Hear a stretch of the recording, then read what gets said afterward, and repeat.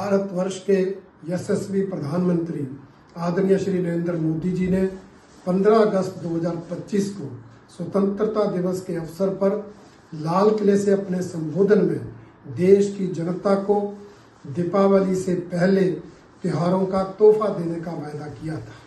उन्होंने घोषणा की थी कि जीएसटी की दरों में कमी लाकर हम आम आदमी को लाभान्वित करेंगे। उन्हीं की घोषणा के अनुरूप 20 दिन के अंदर ही हमारी केंद्रीय वित्त मंत्री श्रीमती निर्मला सीतारमण जी की अध्यक्षता में हुई जीएसटी काउंसिल की मीटिंग में उन जीएसटी सुधारों को अंतिम रूप दिया गया, जिसके अंतर्गत जो 4 स्लैब जीएसटी के अंतर्गत थे 5%, 12%, 18% और 28%, उनमें से 2 स्लैब 12% और 28% के स्लैब समाप्त कर दिए गए। अब सिर्फ 5% और 18% के ही स्लैब रहेंगे, जिसके कारण आम आदमी के उपयोग की वस्तुओं की कीमतों में भारी कमी आने वाली है। यही नहीं, अनेक वस्तुओं को टैक्स फ्री भी कर दिया गया है, जिससे और ज़्यादा लाभ आम आदमी को होने वाला है। उदाहरण के तौर पर अगर हम देखें तो दूध और दूध से होने वाले उत्पाद, चाहे वो दही है, चाहे वो मिठाइयाँ हैं, उन पर जीएसटी नहीं लगेगी, कोई कर नहीं लगेगा। आटा, चावल आदि पर से भी टैक्स समाप्त कर दिया गया है, जिससे आम आदमी की रोज की जरूरतमंद चीजें बहुत ही सस्ती हो जाएंगी और उनको इसका लाभ मिलने वाला है। यही नहीं, इन सुधारों से हमारे किसानों को लाभ मिलने वाला है।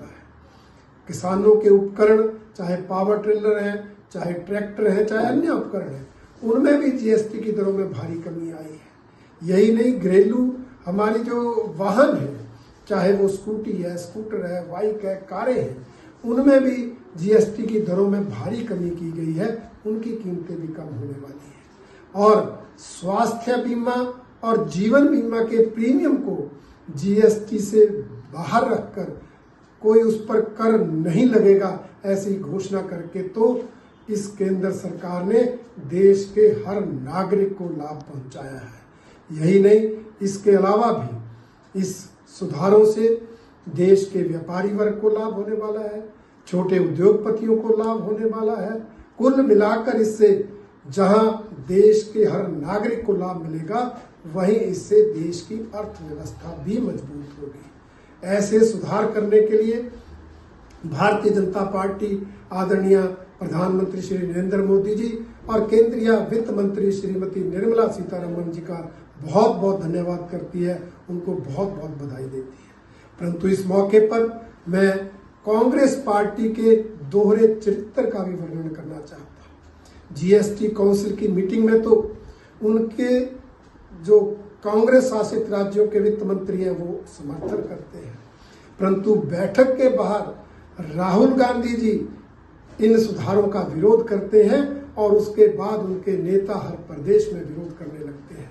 हिमाचल प्रदेश के उद्योग मंत्री श्री हर्षवर्धन चौहान ने भी इन जीएसटी सुधारों का विरोध करके कांग्रेस का जन विरोधी चेहरा उजागर किया है। उनका कहना कि इससे हिमाचल प्रदेश के राजस्व को नुकसान होगा। वो ये नहीं जानते कि इससे हिमाचल का हर नागरिक लाभान्वित होगा, उन हर आदमी को उसका लाभ मिलने वाला है, क्योंकि कांग्रेस की सरकार ने अपने समय में कोई जनहित का निर्णय नहीं लिया, अनेक जन विरोधी निर्णय लेकर प्रदेश के हर नागरिक पर आर्थिक बोझ डालने का काम किया। इसलिए वो इस जनहित के निर्णय को पचा ही नहीं पा रहे हैं।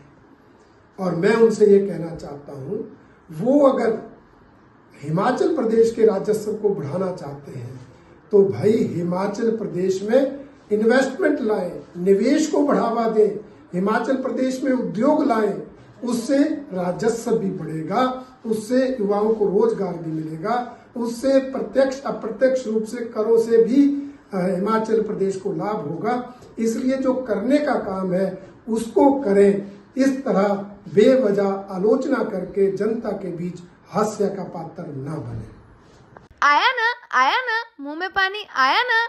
आपने मोमोज तो बहुत खाए होंगे, लेकिन वाह मोमोज के मोमोज नहीं खाए तो क्या ही खाया। टेस्ट की बात करूं तो जब मैं वीडियो बना रही थी ना, तो मुंह में इतना पानी आ रहा था कि जल्दी से मोमोज मिले और मैं खाऊं। वाह मोमोज।